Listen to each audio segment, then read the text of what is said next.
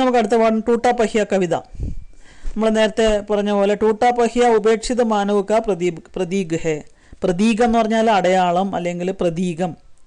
टूटा पहिया उपेक्षित मानव അല്ലെങ്കിൽ लघु मानव का प्रतीक है. कुरुक्षेत्र की लड़ाई में आखिर असहाय अभिमन्यु को टूटे पहिया का सहारा लेना पड़ा था.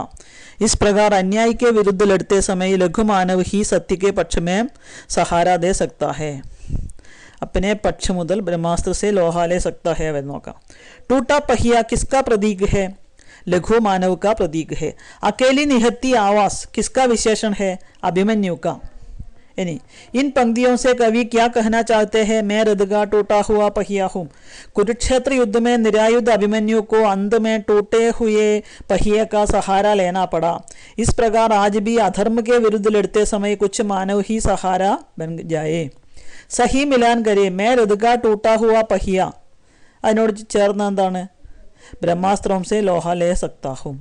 इतिहासों की गति झूठी पड़ जाने पर सच्चाई टूटे हुए पहियों का आश्रय ले.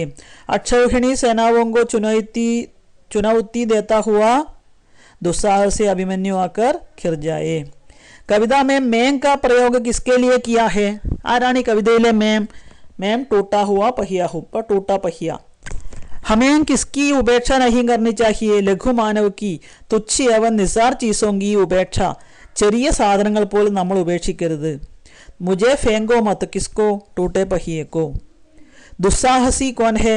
अभिमन्यु. ले युद्ध में निरायुध अभिमन्यु को अचानक किसकी सहायता मिली? निरायुधनाय अभिमन्युविന് ആരുടെ സഹായം കിട്ടിയത്? टूटे पहिए की. इस कविता का संदेश क्या है? संसार में प्रत्येक व्यक्ति का अपना महत्व है. किसी को तुच्छ न समझना चाहिए. ഓരോ വ്യക്തിക്കും അവൻ്റെതായ പ്രാധാന്യമുണ്ട്. ആരെയും നമ്മൾ നിസ്സാരന്മാരായി തുച്ഛമായി കരുതരുത്. टूटा पहिया कविता का आशय लिखिए. टूटा पहिया धर्मवीर भारती. टूटा पहिया नामक कविता हिंदी के मशहूर साहित्यकार श्री धर्मवीर भारती की रचना है. टूटा पहिया लघु मानव का प्रतीक है. यह इतिहास का चक्र है. यह कविता आत्मकथात्मक शैली में है. समाज से आत्मकथा എന്ന് പറഞ്ഞാൽ സ്വന്തം കഥ टूटा पहिया പറയുന്ന പോലെ समाज से टूटे पहिए की प्रार्थना है कि मुझे निस्सार या बेकार समझकर मत छोड़ो. मैं रथ का टूटा हुआ पहिया हूँ लेकिन मुझे फेंको मत. यह इस कविता की मुख्य पंक्तियां है. अभिमन्यु वीर शूर पराक्रमी व्यक्ति है और बड़े मानव का प्रतीक है. लेकिन बोध बालक नहीं, दुस्साहसी है.